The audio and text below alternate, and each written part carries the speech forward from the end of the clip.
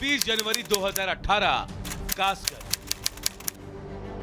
यह वही दिन था जब तिरंगा यात्रा के दौरान एबीवीपी कार्यकर्ता चंदन गुप्ता की गोली मारकर हत्या कर दी गई थी। अब करीब 6 साल बाद चंदन को इंसाफ मिला।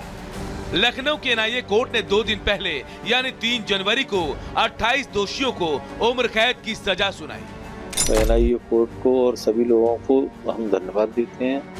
सारे अभियुक्तों को जो है आजीवन कारावास की सजा सुनाई गई है। इस फैसले को ऐतिहासिक बताते हुए कोर्ट ने स्पष्ट किया कि यह मामला अचानक हुए झगड़े का नहीं बल्कि एक सुनियोजित साजिश का हिस्सा था।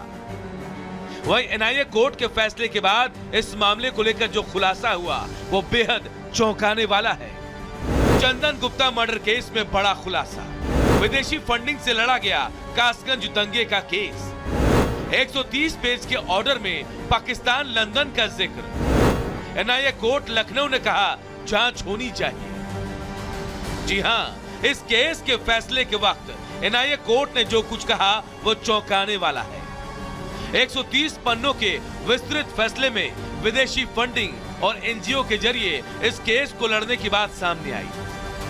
लखनऊ के एनआईए कोर्ट ने शनिवार को जारी किए गए 130 पन्ने के विस्तृत आदेश में यह सामने आया।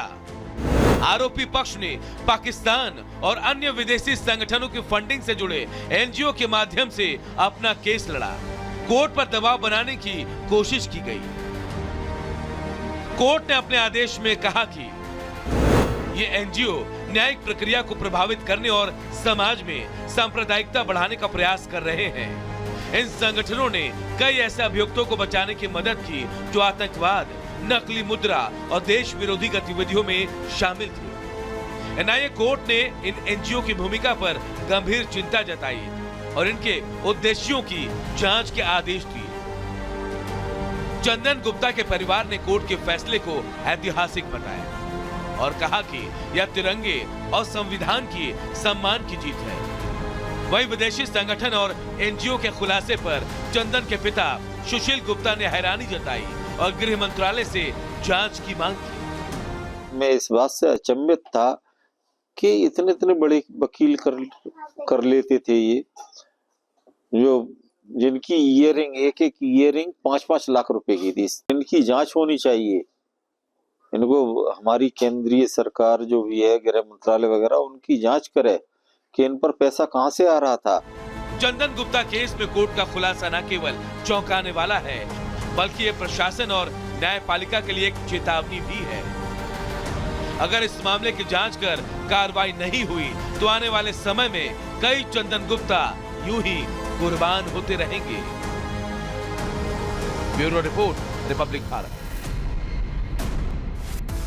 देखिए, 6 साल बाद चंदन गुप्ता हत्याकांड मामले में दोषियों को सजा तो मिल गई, लेकिन इसी के साथ जो खुलासा हुआ है वो चौंकाने वाला खुलासा हुआ है, जिसमें चंदन गुप्ता हत्याकांड में एनआईए ने बड़ा खुलासा करते हुए ये कहा है कि आरोपियों की मदद विदेशी संगठन कर रहे थे।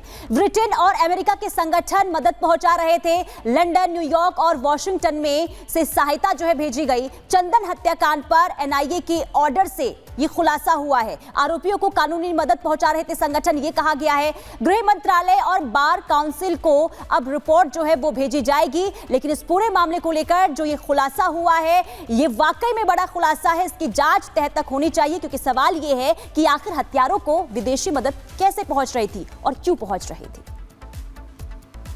और अब बात करेंगे संभल की, जहां संभल के सौंधन किले की तस्वीर अब बदलने वाली है, क्योंकि एएसआई संरक्षित इस जमीन पर प्रशासन ने फैसला लिया है कि इसे संवारा भी जाएगा और जो अतिक्रमण इस जमीन के आसपास किया गया है उसे हटाया भी जाएगा। एक रिपोर्ट आपको दिखाते हैं।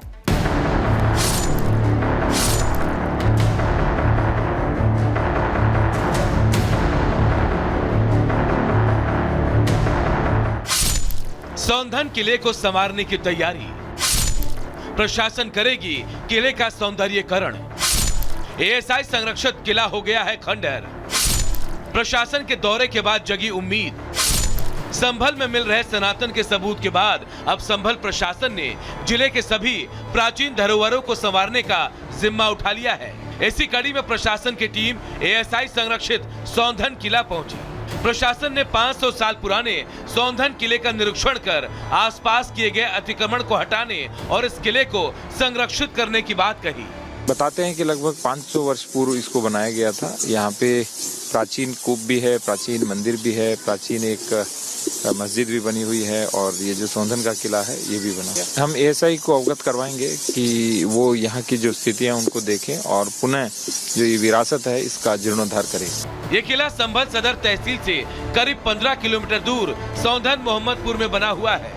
जिले के कैला देवी थाना इलाके में पड़ने वाला ये किला फिलहाल एएसआई के संरक्षण में है, लेकिन रखरखाव नहीं होने की वजह से वर्तमान में ये लगभग खंडहर में तब्दील हो चुका है।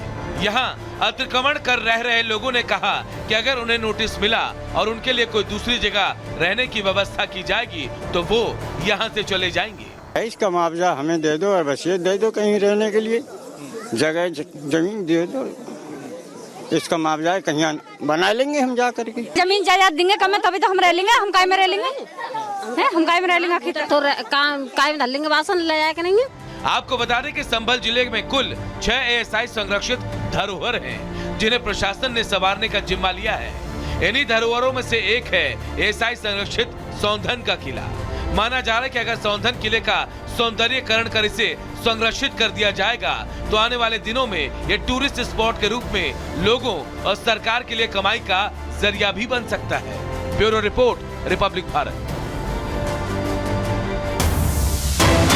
और बड़ी खबर छत्तीसगढ़ से सामने आ रही है। छत्तीसगढ़ के दंतेवाड़ा में 4 नक्सली ढेर किए गए हैं। मुठभेड़ के दौरान 4 नक्सली को ढेर किया गया है। नक्सलियों के पास से AK-47 SLR बरामद हुआ है। नक्सलियों के पास से ऑटोमेटिक हथियार भी बरामद किए गए हैं। DRG के हेड कांस्टेबल सन्नू शहीद हो गए हैं। शनिवार देर शाम से दंतेवाड़ा में मुठभेड़ जारी है और रुक कर जंगल में फायरिंग की गूंज जो है शाम से ही सुनाई दे रही थी। और इसी बीच ये खबर सामने आ रही है कि पुलिस को सफलता हाथ लगी है और 4 नक्सलियों को ढेर किया गया है।